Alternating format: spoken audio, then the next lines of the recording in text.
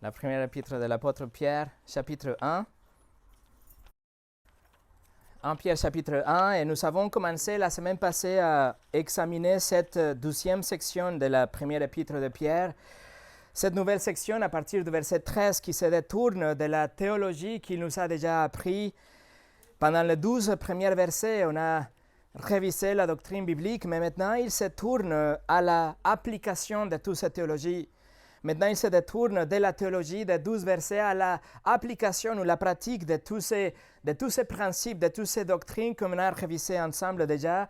Et il nous dirige à une vie de sainteté, une vie pieuse. À partir du verset 13 jusqu'à la fin du livre, nous trouvons presque des commandements. Vous voyez, à partir de la théologie viennent les commandements. L'obéissance, c'est quelque chose qui découle de notre connaissance de la personne de Dieu, les attributs de Dieu et de la connaissance de nous-mêmes aussi. Donc l'obéissance que maintenant est demandée de nous par de la doctrine qu'on a déjà appris ensemble. Pierre nous a donné la doctrine parce que, si vous vous souvenez, l'Église dans les jours de Pierre était persécutée. Donc la doctrine encourage l'Église, même dans les pires des moments. Mais en même temps, il va maintenant nous enseigner comment nous devons nous comporter. Donc, ce n'est pas juste de savoir ce que nous savons d'une façon intellectuelle, toute la théologie, mais maintenant, il va nous dire comment nous devons appliquer, comment nous devons vivre même dans le pire moment, dans la persécution. Quand les croyants savent les grandes vérités par rapport à leur salut, quand ils savent qu'ils sont dans le chemin vers les récompenses éternelles, alors ils seront mentalement et émotionnellement prêts pour s'efforcer de mener une vie selon la volonté de Dieu, quelles que soient les circonstances. C'est pour ça que Pierre a consacré les 12 premiers versets de son épître pour nous édifier et nous encourager. Il nous a exposés à toutes ces merveilles de notre salut. Il nous a appris la sécurité qu'on a en tant que croyants. Il nous a appris par rapport à la résurrection, l'héritage glorieux que nous avons aussi, la nécessité des épreuves, etc. Mais maintenant, il se détourne vers notre réponse à un si grand salut. Alors, dans les versets 13 jusqu'au 21, il nous parle de cette réponse demandée de Dieu vers Dieu. Comment nous devons répondre à notre salut envers Dieu. Ensuite, des versets 22 jusqu'au 25, il va nous parler de notre réponse envers les autres, la réponse demandée de Dieu envers les autres. Et à partir du chapitre 2 jusqu'à la fin de cet épître, il va nous présenter des situations spécifiques, des scénarios spécifiques pour nous apprendre aussi comment nous devons agir et vivre.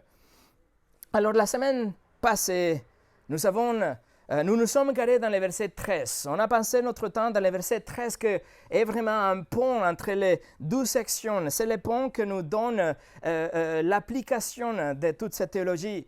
Et on a vu qu'un seul commandement, le premier commandement dans l'épître de Pierre, et 12 autres conditions préalables pour pouvoir obéir ces commandements. Pierre nous a dit qu'on doit saigner notre intelligence ou fermer notre intelligence et on doit être sobre de l'esprit afin de pouvoir fixer notre espérance dans la grâce de Dieu.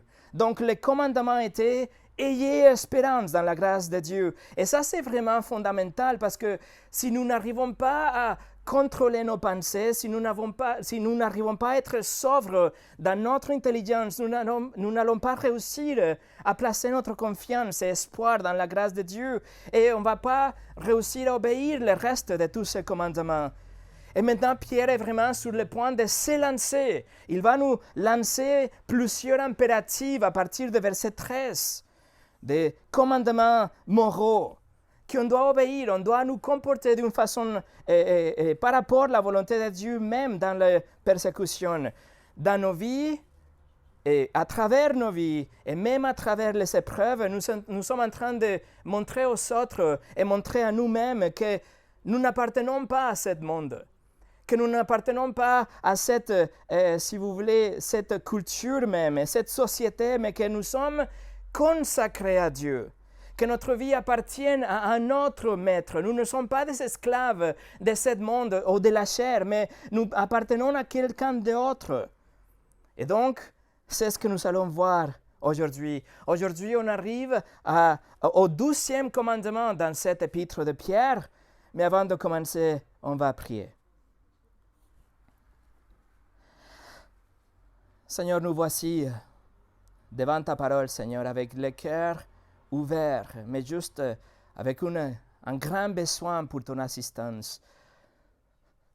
Seigneur, nous te demandons, s'il te plaît, de venir, d'être parmi nous et en nous pour pouvoir comprendre et expliquer les vérités qu'on verra aujourd'hui. Et Seigneur, qu'en fin de compte, tout ça soit pour ta gloire, que nous soyons changés, que nous ayons cette envie d'obéir, comme on va voir aujourd'hui, d'être changés, d'être séparés et consacrés pour toi. Alors Seigneur, je remets la prédication de ta parole pour que tu la bénisses comme tu le fais toujours. Au nom du Seigneur, au nom de Jésus, Amen. Et le message d'aujourd'hui s'appelle « Soyez saintes ». Soyez saintes. Nous allons lire pour le contexte de verset 13 jusqu'au verset 16. Et notre tour d'aujourd'hui sera le verset 14 au 16. Le verset 13, on l'a vu la semaine passée. Verset 13 au 16. Pierre écrit, « C'est pourquoi, saignez le rang de votre entendement, soyez sobres et ayez une entière espérance dans la grâce qui vous sera apportée lorsque Jésus-Christ apparaîtra. Comme des enfants obéissantes, ne vous conformez pas aux convoitises que vous aviez autrefois quand vous étiez dans l'ignorance, mais puisque celui qui vous a appelé est saint, vous aussi soyez saints dans toute votre conduite. Selon qu'il est écrit, vous serez saints car je suis sainte. » Voilà notre texte et c'est important de savoir que le verbe principal dans ces versets, du verset 14 au 16, ça trouve dans le verset 15, que c'est « Soyez saints ». Voilà le commandement, l'impératif. Et les autres versets, les autres qualificatifs nous disent comment nous pouvons être saints, comment nous pouvons obéir ces commandements.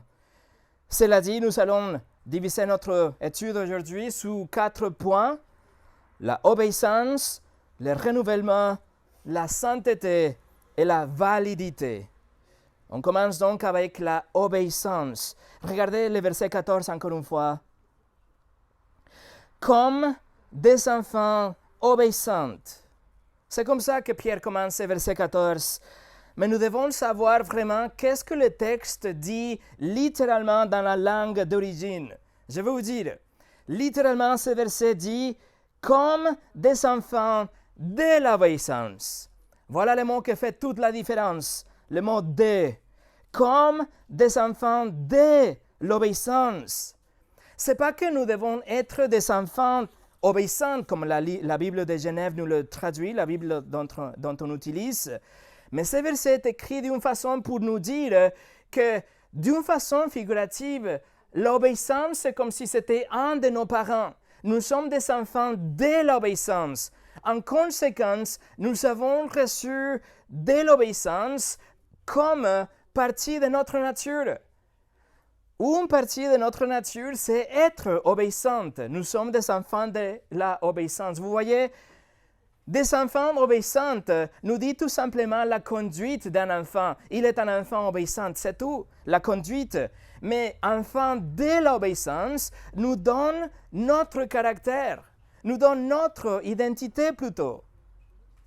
Et Pierre nous appelle ici, il appelle l'Église les enfants, encore une fois, parce qu'il vient de parler de la nouvelle naissance. Nous sommes nouveau-nés, nous avons un nouveau cœur, nous avons de nouveaux désirs, une nouvelle nature, lorsque nous avons cette nouvelle naissance. Vous vous souvenez, dans le verset 3, il a dit déjà que nous avons été conduits à naître de nouveau, le verset 3. Dans le verset 23, il écrira que nous sommes nés de nouveau. Et après, dans le chapitre 2, il nous compare avec des enfants, des bébés, des nouveau-nés. Et tout ça, c'est parce qu'il parle de cette nouvelle naissance. Et dans cette nouvelle naissance, dans cette nouvelle nature, nous sommes des enfants de l'obéissance. Ça, c'est notre nature. Ça, c'est notre position par défaut. Un chrétien, vous, obéir le Seigneur. Un chrétien veut vraiment faire plaisir au Seigneur. Par exemple, Paul écrit dans 1 Thessaloniciens par rapport à cette nouvelle nature, il écrit 1 Thessaloniciens 5.5, « Vous êtes tous des enfants de la lumière. » Voilà le caractère, voilà la nature des enfants de la lumière et des enfants du jour. Nous ne sommes point de la nuit ni des ténèbres. Vous voyez le contraste entre la vieille nature et la nouvelle nature. Dans Éphésiens chapitre 2, Paul appelle les non-croyants plutôt, des enfants de la désobéissance. C'est-à-dire que leur nature était de désobéir, de rejeter les choses de Dieu. Il les appelle aussi des enfants de la colère. Leur nature méritait la colère de Dieu. Mais en contraste, Pierre ici nous appelle des enfants de la obéissance. Notre nature est caractérisée par la obéissance, tandis que le caractère de nos chrétiens est caractérisé par la désobéissance. Et vous le savez bien, l'obéissance est un concept très important dans la vie d'un chrétien et même dans les écrits de Pierre aussi. Il a déjà écrit, on l'a étudié ensemble dans le chapitre 1, verset 2, il a écrit que l'objectif de Dieu pour nous, c'est notre obéissance en Christ. Dans le verset 22, il écrira que l'obéissance à la vérité conduit à la purification. Dans le chapitre 3, verset 6, il écrira que l'obéissance de Sarah était un exemple d'une vie pieuse. C'est quelque chose qu'on doit imiter. Vous voyez, l'obéissance définit ou doit définir le caractère, la vie d'un chrétien. Je vais vous montrer quelques versets dans le livre de Romains. Allez au Romains chapitre 1. L'obéissance est tellement centrale aussi dans les lettres de Paul comme quelque chose qui distingue vraiment les chrétiens et les non-chrétiens. Romains chapitre 1, verset 5. Romains chapitre 1, verset 5, Paul écrit, « Par lui, en parlant de Jésus-Christ, par lui, nous avons reçu la grâce et l'apostolat pour amener en son nom à l'obéissance de la foi toutes les nations. » Alors, que c'était l'objectif? L'obéissance. Et l'obéissance était aussi l'objectif dans la prédication de Paul. Regardez le chapitre 15. Le chapitre 15 de Romains, verset 18. Romains 15, 18, il écrit « Car je ne serai pas à mentionner aucune chose que Christ n'ait pas faite pour moi, pour amener les païens à l'obéissance, par la parole et par les actes. » Donc le but de Paul était d'amener tous les non-croyants, tous les désobéissants à l'obéissance. Et dans le dernier verset de Romains, chapitre 16, verset 26 aussi, il dit que l'Évangile était manifesté maintenant par les écrits des prophètes, d'après l'ordre de Dieu éternel, et porté à la connaissance de toutes les nations, afin qu'elles obéissent à la foi. Donc l'obéissance, c'est une caractéristique d'un chrétien. Pourquoi? Parce que nous sommes des enfants de l'obéissance. L'obéissance, ça fait partie de notre nature, mais pas seulement notre nature, c'est notre devoir. Nous sommes commandés à être obéissants. Par exemple, 2 Corinthiens 10, 5, Paul écrit « Nous renversons les raisonnements de toute hauteur qui s'élèvent contre la connaissance de Dieu et nous amenons toute pensée captive à l'obéissance de Christ. » Vous vous souvenez, on a parlé la semaine passée de l'intelligence, les pensées. Voilà, toutes ces pensées, si vous voulez être sobre de l'esprit, vous devez être captive, que vos pensées soient captives à la obéissance de Christ. Voilà, vous le voyez, nous sommes des enfants de l'obéissance. L'obéissance, vous le savez bien, ne nous sauve pas. L'obéissance, tout simplement, nous montre que nous sommes déjà sauvés. Et l'Évangile, en fait, c'est un appel à l'obéissance. C'est un appel à se soumettre à la Seigneurie de Christ. Si on dit que Jésus est notre Seigneur, alors on doit se soumettre, on doit être obéissant à Christ et suivre sa volonté telle qu'elle est révélée dans la Bible. C'est la nature d'un croyant, l'obéissance. Jacques écrit aussi, Jacques 2, 26, il dit « Comme le corps sans l'esprit est mort, De même, la foi sans les œuvres est morte.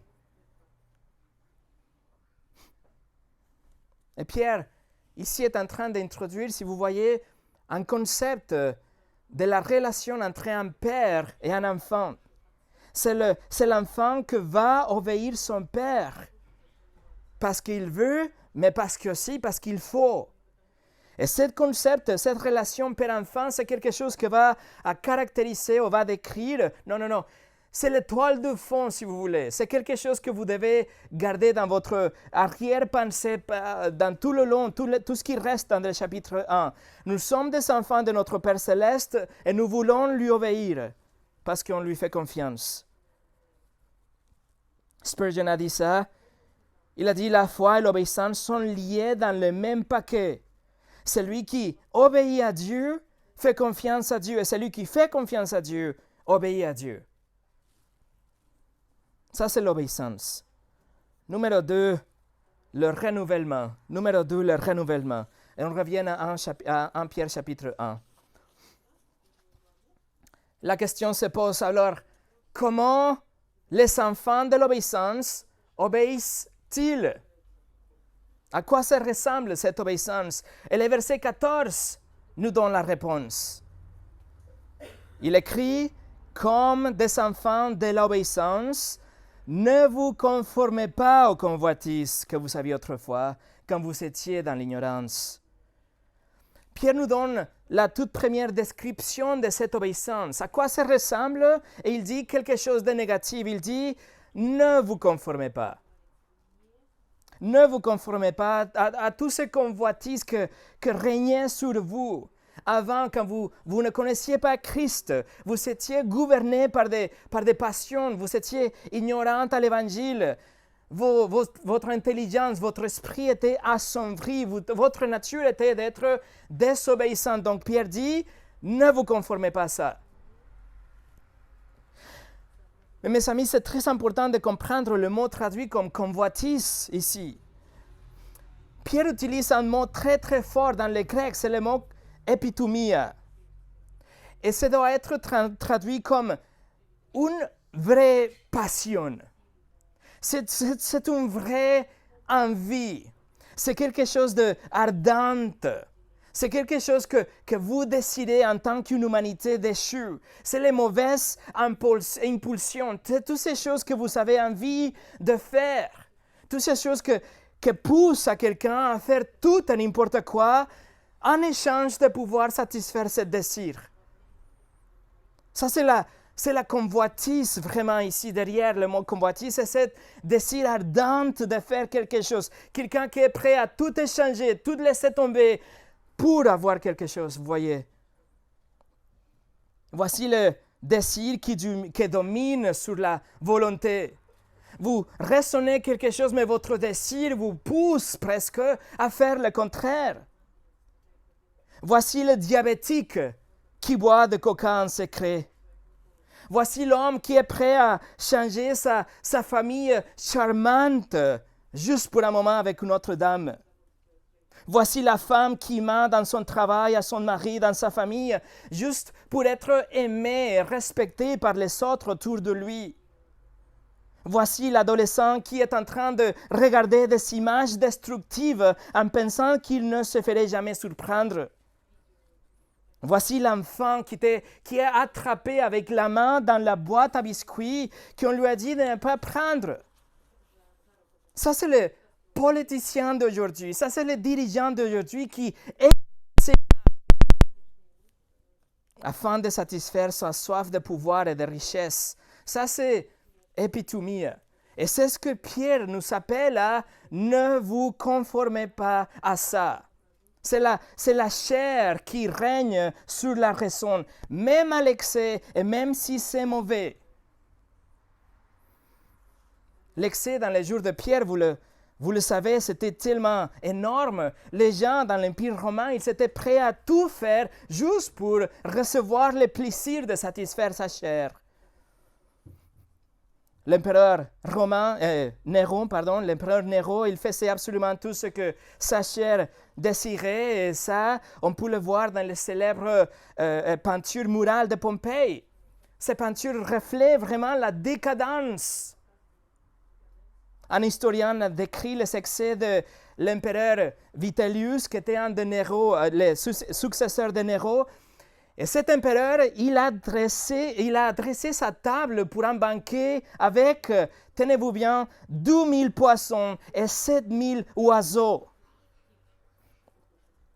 Jérôme, un des pères de l'Église, écrit qu'en Rome, il avait une femme qui était mariée avec son 23e mari. Et elle était sa femme numéro 21. Donc vous voyez, les excès vraiment sont sans limite, parce que c'est l'excès de la chair, c'est la nature pécheresse de l'homme.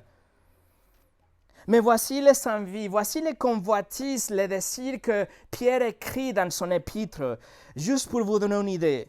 Dans le chapitre 2, il parle de la malice, la tromperie, l'hypocrisie, la jalousie, la calomnie. Il parle de la désobéissance, il parle du fait que nous sommes dans les ténèbres. Il parle de la conversation insensée, il parle de la licence de péché, il parle d'une vision inappropriée de l'autorité, tout ça dans le chapitre 2. Dans le chapitre 3, il parle de relations perturbées, il parle de la vengeance, il parle de la culpabilité. Dans le chapitre 5, il parle de l'avarice, de l'égoïsme, de l'orgueil. Et dans le chapitre 4, si vous voulez tourner dans le chapitre 4, vous trouvez une petite liste. Dans le chapitre 4, verset 3, il écrit « C'est assez en effet d'avoir dans les temps passés accompli la volonté des païens et marchant dans le dérèglement, les convoitises, l'ivrognerie, les orgies et les idolâtries criminelles. » Paul écrit aussi dans ses épîtres, il nous donne des listes de tous ces convoitises, tous ces désirs de la chair. Par exemple, dans Galates 5, 19, 21, qu'on vient de lire juste avant le culte, il dit « Or, les œuvres de la chair sont évidentes, ce sont la débauche, l'impureté, le dérèglement, l'idolâtrie, la magie, la rivalité, les querelles, la jalousie, les animosités, les disputes, les divisions, les sectes, l'envie, l'ivrognerie, les excès de table. » Et il finit en disant « Et toutes les choses semblables. » La liste est vraiment sans fin. L'apôtre Jean synthétise la convoitise de la chair, epitomia, dans 3 catégories dans sa première épître, et il utilise le même mot 2 fois. Chapitre 2, verset 16, « Car tout ce qui est dans le monde, les convoitises de la chair, la convoitise des cieux et l'orgueil de vie, ne vient point du Père, mais vient du monde. » Voilà les désirs impulsifs qui contrôlent la façon dont la personne agit. Ce sont les désirs qui vont régner sur la personne non régénérée. Par contre, Pierre, l'hypothèse de Pierre dans sa lettre, c'est que vous êtes déjà des chrétiens. L'hypothèse, c'est que vous ne vous êtes pas vraiment contrôlé par toutes ces passions. Vous n'êtes pas vraiment contrôlé par tous ces désirs charnels, mais vous êtes renouvelés. Et vous êtes renouvelés par la parole de Dieu qui habite dans votre intelligence. Et la semaine passée, nous avons vu l'importance de notre intelligence, de nos pensées, ce processus de pensée. Comment notre raison doit être impliquée dans la vie chrétienne, dans la parole de Dieu. Vous voyez, mes amis, c'est que compte, ce n'est pas vraiment comment vous vous sentez. Ce qui est important, c'est que vous savez, c'est que votre raison arrive à méditer, comprendre et savoir une fois que votre raison est informée avec la parole de Dieu. Donc la parole nous dit, ne vous conformez pas. Et le mot conformer ici décrit une apparence extérieure. C'est quelqu'un qui suit un modèle. C'est quelqu'un qui est en train d'être façonné d'une façon pour être comme quelque chose d'autre. C'est ce que Paul a utilisé aussi dans Romains chapitre 12, verset 2. Il a utilisé aussi les mêmes mots, ne vous conformez pas. Et d'ailleurs, c'est la seule 2 occasions que ce mot est utilisé dans le Nouveau Testament. Et dans les 12 occasions, ce mot est utilisé dans le contexte de la sainteté, dans le contexte d'une vie pieuse, une vie qu'on doit grandir dans la sainteté. Romains 12, 12, ne vous conformez pas au siècle présent, mais soyez transformés par le renouvellement de l'intelligence. Encore une fois, vous voyez comment les pensées, le raisonnement doit être impliqué. Alors, quand votre intelligence, votre entendement est renouvelé par les Écritures, par la parole de Dieu qui est objective, qui est suffisante, qui est claire, autoritative, lorsque votre intelligence est renouvelée par la parole de Dieu, vous ne vous conformez pas à ce monde. Vous ne vous conformez pas à ces désirs charnels, mais vous êtes transformés, renouvelés. Vous le savez bien, avant vous étiez affirmé par la société. Mais maintenant vous êtes mal compris. Vous êtes calomnié par la société. Il y avait un moment quand vous ne savez pas que vous ne connaissiez pas Dieu personnellement. Et vous étiez conforme au monde. Votre désir, votre personne, votre intelligence était façonnée pour être comme le monde. Nous étions tous des, entre guillemets, bonnes personnes. Nous étions tous des gens bien aux yeux de notre voisin, par exemple. Mais en réalité, nous étions des transgresseurs de la loi. Nous étions des enfants de la désobéissance, comme la Bible déclare. Nous ne pouvions pas faire autrement qu'obéir notre chair. Et donc, en obéissant à notre chair, en conséquence, nous étions en train de désobéir Dieu. Mais dans ce moment de grâce, Dieu a ouvert nos yeux à notre péché. Nous avons compris que la justice parfaite de Dieu nous enverrait en enfer pour l'éternité. Et nous avons compris l'Évangile. Nous avons compris et accepté l'offre de pardon des péchés grâce à Jésus-Christ. Jésus, qui était Dieu même, il est venu dans sa création pour vivre une vie parfaite dans notre place, mais après il est mort. Il s'est offert lui-même en sacrifice pour nous aussi, pour mourir à notre place. La punition que nous avions méritée était prise par Jésus et il est mort. Mais il n'est pas resté dans le tombeau. 3 jours après, il s'est levé. Il a montré que sa mission était accomplie, était acceptée par Dieu, était suffisante aussi. Et en réponse à ce que Dieu a fait pour nous, nous nous sommes repentis. Nous nous sommes détournés de notre péché. Nous avons placé notre confiance en Jésus seul pour notre vie aujourd'hui, mais aussi pour notre éternité. Et Dieu nous a pardonnés. Pourquoi? Parce qu'il a satisfait sa propre justice dans la vie parfaite de Jésus, dans la mort sacrificielle de Jésus et dans la résurrection victorieuse de Jésus. Et aujourd'hui, il nous accorde la vie éternelle et il nous adopte en tant que ses enfants et il nous donne son Saint-Esprit pour habiter en nous, pour que nous soyons transformés, nous ayons une nouvelle nature, à le désir d'obéir Dieu. Nous sommes maintenant des enfants de l'obéissance. Nous ne voulons pas être conformés au désir charnel, mais nous voulons nous soumettre à Jésus comme notre Seigneur. Voilà, nous sommes aujourd'hui des enfants de l'obéissance et nous sommes en train d'être constamment renouvelés par la parole, par la prière, par la communion fraternelle, par les moyens de grâce que Dieu nous donne en tant que chrétiens. Et nous ne voulons pas, et nous sommes plus que capables de ne pas être contrôlés par notre passé. Donc nous sommes des enfants de l'obéissance et nous sommes à chaque jour renouvelés par la parole de Dieu. Numéro 3, la sainteté. La sainteté. Pierre a dit déjà que notre nouvelle nature est d'obéir. Il a dit aussi comment nous devons obéir, ne vous conformez pas.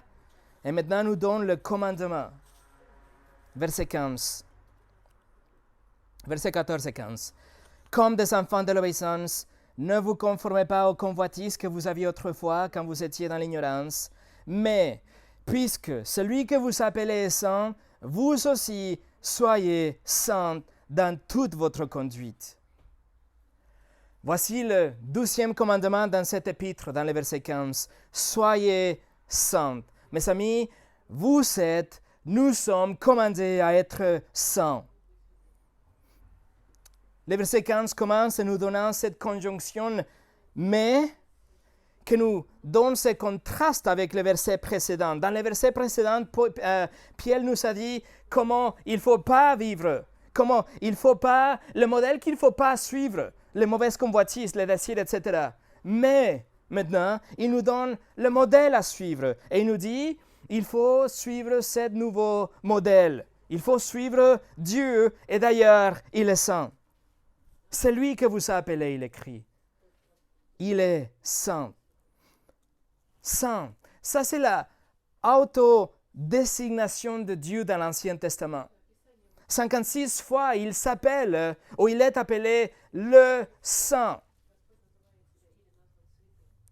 Par exemple, Ésaïe 43:3, « Car je suis l'Éternel, ton Dieu, le Saint d'Israël, ton Sauveur. » Psaume 71:22, « Et je te louerai au son du luth, je chanterai ta fidélité, mon Dieu, je te célébrerai avec l'harpe, Saint d'Israël. » Voilà, Dieu est saint et il s'appelle lui-même le Saint. Et dans le Nouveau Testament, Jean écrit par exemple, dans 1 Jean 2:20, il écrit « Pour vous, vous avez reçu l'onction de la part de celui qui est saint. » Et vous avez tout de la connaissance. Dieu est saint, il est complètement séparé de tout péché. Il est astronomiquement loin de toute fraude, de toute corruption. Il est absolument parfait et pur. Et rien d'absolument parfait et pur ne peut se tenir dans sa présence. Il est parfaitement saint. D'ailleurs, dans l'année 2020, nous avons étudié ici les attributs de Dieu et nous avons passé 3 dimanches en étudiant l'attribut de la sainteté de Dieu. Donc, si vous voulez vraiment vous plonger dans la sainteté de Dieu, retrouvez les messages sur notre site en français ou en russe. Alors, Pierre maintenant nous donne le modèle à suivre. Il dit, suivez le saint, suivez Dieu et il est saint. C'est lui qui vous a appelé. Et il mentionne cet appel de Dieu parce qu'il doit nous rappeler que le salut reste dans la personne de Dieu. Il vous a choisi, il vous a appelé, il vous a sauvé. L'appel de Dieu, c'est un appel de grâce. Il vous tient la main et c'est Dieu qui vous a choisi, c'est Dieu qui a trié les masses de gens qui n'ont jamais vécu. Il a choisi son peuple. Et il a ouvert les yeux de son peuple et il a changé le cœur de chaque personne à travers l'Évangile. Ça, c'est l'appel de la prédication de l'Évangile qu'on a vu la semaine passée dans le verset 12. Non, la semaine d'avant. Qui nous parle de la prédication de l'Évangile à travers le Saint-Esprit. Ça, c'est l'appel puissant de Dieu. Ça, c'est Dieu qui vous appelle d'une façon irrésistible, d'une façon efficace. Ça, c'est l'appel de Dieu que quand il appelle, vous venez. Et il vous donne en même temps la foi pour croire et il vous donne la repentance pour vous détourner de votre péché. Vous voyez, l'appel de Dieu nous montre la grâce de Dieu de début jusqu'à la fin. Et Pierre ici, donc, nous dit ce qu'on ne doit pas suivre. Ne suivez pas, ne vous conformez pas aux désirs charnels, mais suivez l'exemple de Dieu. Et l'exemple de Dieu est la sainteté. C'est pour ça que nous donne le commandement. Verset 15. Mais puisque celui que vous appelez est saint, vous aussi soyez saints dans toute votre conduite. Nous devons comprendre que sur le plan judiciaire, nous sommes déjà saints. Ce que ça veut dire, c'est que nous sommes déjà séparés de ce monde.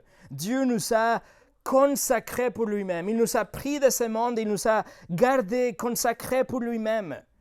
Dieu nous a fait saints et nous arrachant de ce monde et il nous a placés dans une position spéciale déjà. Il nous donne un statut spécial. Il nous met à part, nous met à côté. Nous sommes déjà saints en tant que notre statut, en tant que notre position devant Dieu et notre position ne changera pas. En fait, quand nous lisons « Soyez saints » dans le verset 15, le verbe est dans un mode qui a l'idée de quelque chose qui était commencé dans le passé. Et le point ici, c'est que le lecteur doit comprendre que ce n'est pas leur travail de se rendre saint. Le statut de sanctification, le dessein, Dieu nous l'a donné déjà dans le passé. Quand? Dans le verset 1 de l'épître de Paul, dans le moment de notre élection, l'éternité passée. Dieu nous voit comme des gens que nous sommes déjà saints. Nous sommes séparés de ce monde. Regardez le chapitre 2 de Pierre. Nous sommes déjà saints et Pierre reconnaît ça aussi. En Pierre chapitre 2 verset 9. Vous, au contraire, vous êtes une race élue, un sacerdoce royal, une nation sainte, un peuple acquis, afin que vous annonciez les vertus de celui qui vous a appelé des ténèbres à son admirable lumière. Vous voyez, vous êtes une nation sainte. Nous sommes déjà saints. Et ça, c'est quelque chose que nous devons tous comprendre ici. Nous sommes déjà saints. Par contre, le commandement dans le verset 15 est de nous conformer ou nous adapter, de changer notre comportement et notre attitude pour qu'elle soit cohérente avec notre statut. L'ordre qui nous donne ici, c'est de nous séparer de plus en plus de tout ce qui est la méchanceté, la convoitise, et nous dédiquer, nous approcher de plus en plus à la justice de Dieu. Que toute votre conduite soit sainte, soit rapprochée, séparée de toutes les choses de ce monde. Le mot traduit comme conduit fait référence à un mode de vie, à un style de vie, c'est le mode de notre vie. Mais littéralement, c'est très intéressant. Littéralement, ce mot, ça veut dire aller en haut en bas et d'avant en arrière. Donc, l'idée avec ce mot, c'est de couvrir la totalité de la surface. C'est que la sainteté doit couvrir tous les domaines, toute la raison de nos pensées, les attitudes de nos cœurs, les actions de nos mains. Tous les domaines de notre vie doivent être mis dans la poursuite de la sainteté. Comme l'exprime Jean Calvin, il écrit « Il ne devrait y avoir aucune partie de notre vie qui ne sente pas ces bons parfums de sainteté. » Dans une façon pratique, à quoi ça ressemble la sainteté dans notre vie? La sainteté, c'est le brisement du modèle de vie d'avant. C'est d'être transformé, d'être de plus en plus transformé et façonné à ce nouveau modèle que Pierre nous donne, que c'est Dieu lui-même. Alors le commandement est que le modèle de notre vie soit distingué par la justice, distingué par les choses de Dieu, par une vision biblique du monde.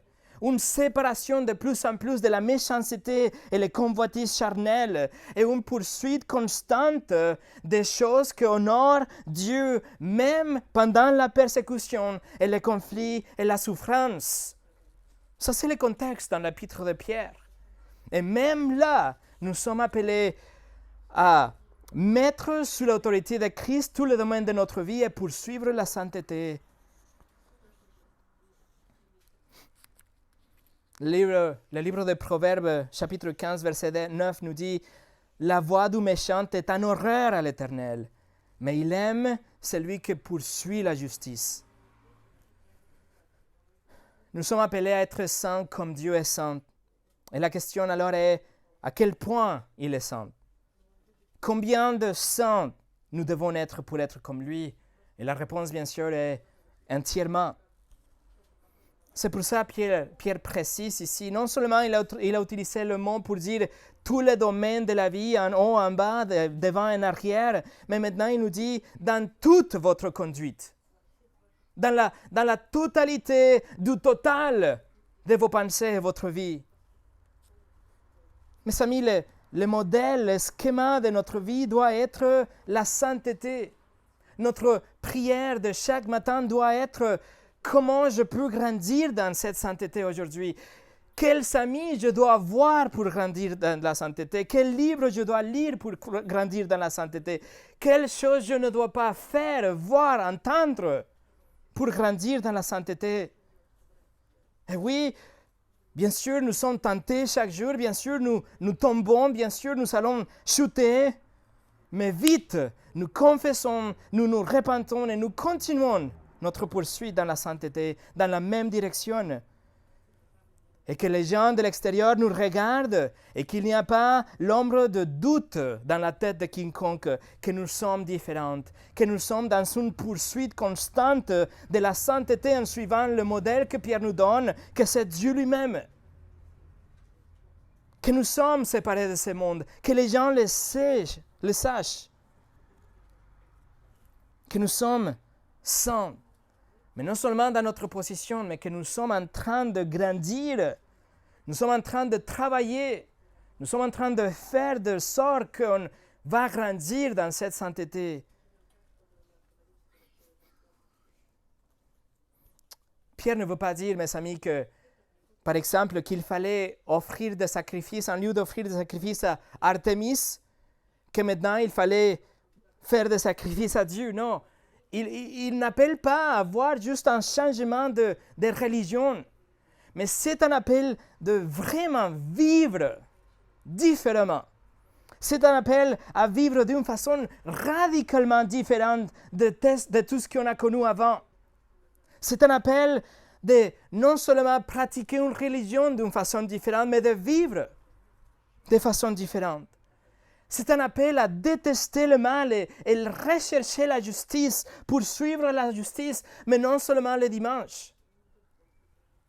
Mais dans le film que nous regardons, le jeu que nous jouons, lorsque vous allez faire les courses, vous allez au travail, vous payez vos impôts, lorsque vous rigolez avec vos collègues au travail, lorsque vous êtes en privé avec votre conjointe, lorsque vous allez chez le docteur ou acheter du pain ou à la plage, lorsque vous êtes tout seul dans votre chambre, lorsque vous êtes tout seul avec vos pensées, et même quand vous êtes en train d'être persécuté, l'appel est, le commandement est, soyez saintes. Soyez saintes et non seulement soyez saintes, mais soyez saintes dans toute votre conduite. Ça, c'est le commandement de Dieu pour nous. Soyez saints dans toute votre conduite. Et numéro 4. Pierre alors nous donne la validité, numéro 4, la validité.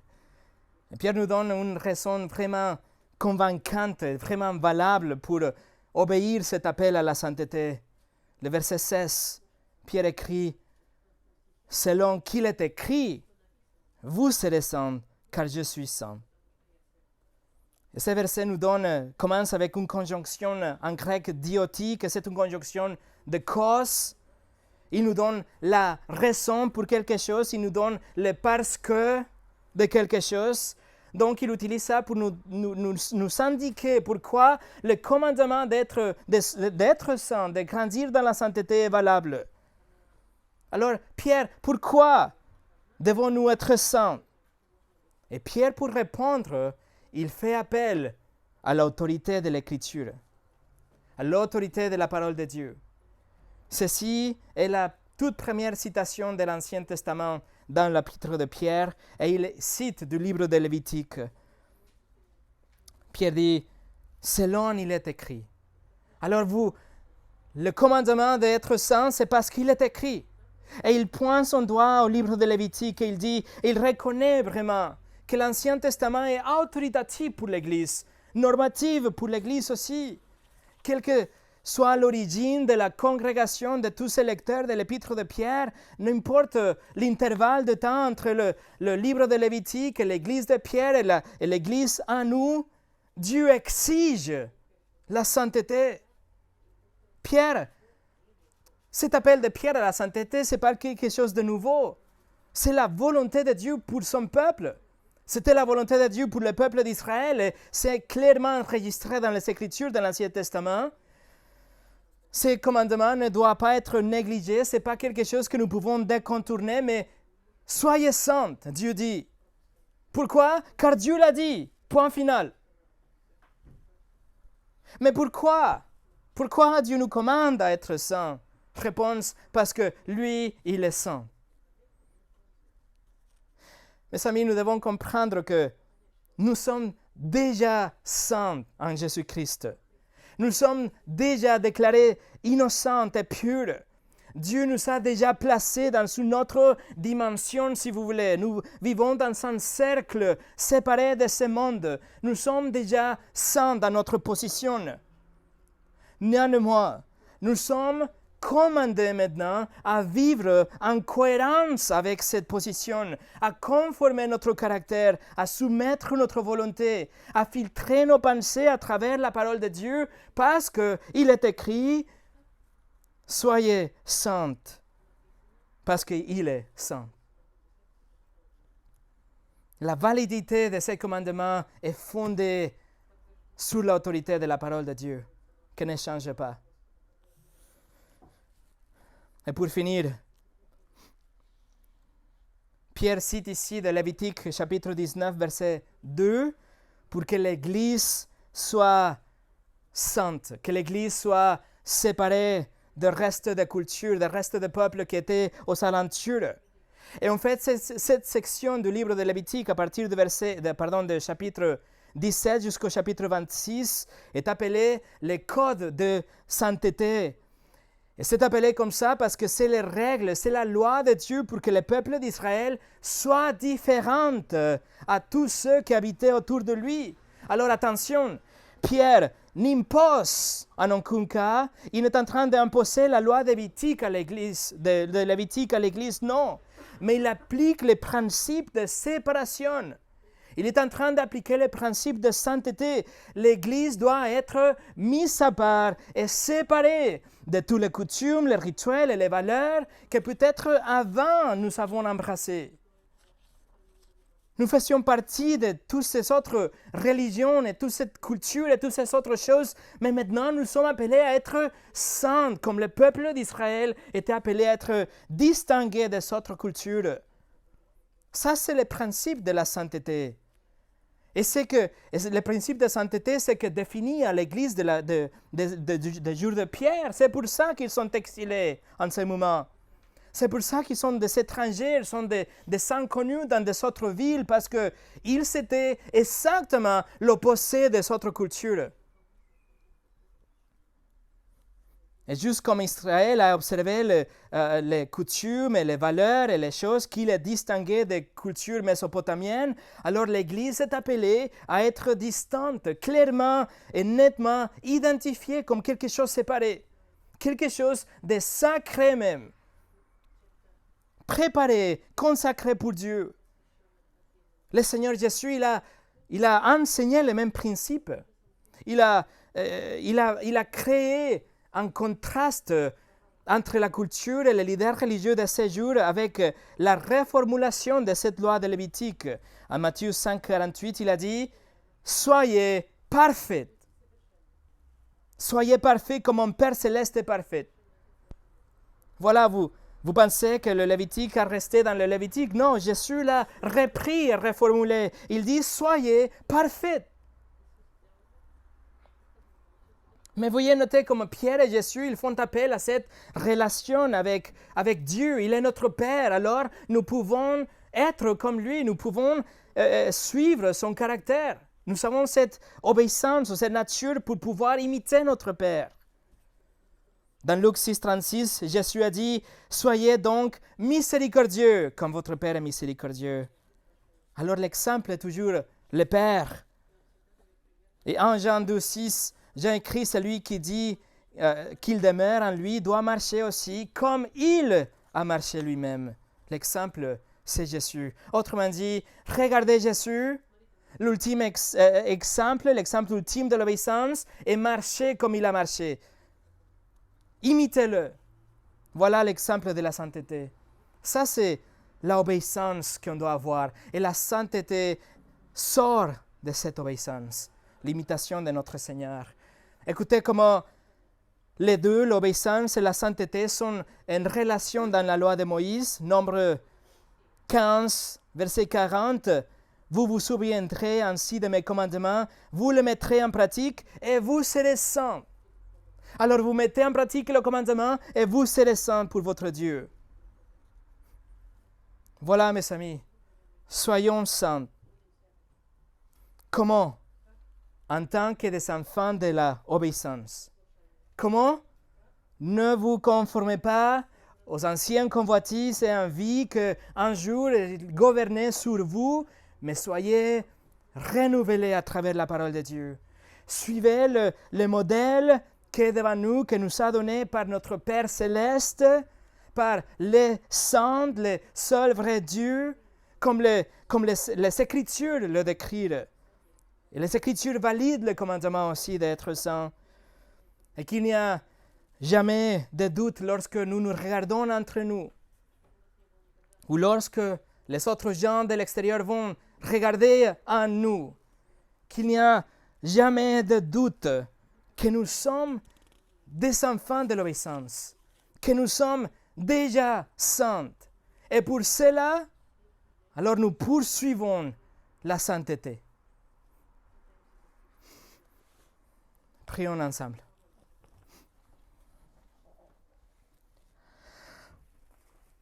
Seigneur, nous te remercions pour ta parole, qui est suffisante, qui est autoritative, qui est complète. Merci Seigneur pour la sainteté que nous avons déjà, cette position qu'on n'a vraiment jamais cherchée, mais tu nous as donné à travers la nouvelle naissance, cette envie de nous rassembler de plus en plus à toi et cette nature pour être des enfants de l'obéissance et t'obéir. Nous te remercions pour le Seigneur Jésus-Christ qui est mort à notre place et nous te remercions pour le Saint-Esprit qui habite en nous et qui nous guide dans toute la vérité. Et Seigneur, aujourd'hui que nous sommes en face de cet défi incroyable d'être saints dans toute notre conduite, Seigneur, nous pouvons que nous rendre à tes pieds et t'implorer ta grâce et ta miséricorde pour nous donner le pouvoir, nous donner l'envie, nous donner le contrôle de soi, etc., pour pouvoir mener une vie digne d'être appelé tes disciples, pour avoir une vie et mener une vie qui va grandir de jour en jour dans la sainteté et qu'il n'y a jamais de doute entre nous ou des gens de l'extérieur que nous t'appartenons, Seigneur, que nous sommes différentes, que tu nous as appelés à être la Église consacrée, sacrée pour toi, l'épouse de Christ, pure, blanche, parfaite. Alors, Seigneur, on dépend de toi. On dépend, comme toujours, de toi et ta miséricorde pour pouvoir grandir dans notre sainteté. Et je te demande, Seigneur, je t'en supplie que tu utilises ta parole aujourd'hui pour nous aider dans ce domaine. Au nom de Jésus. Amen.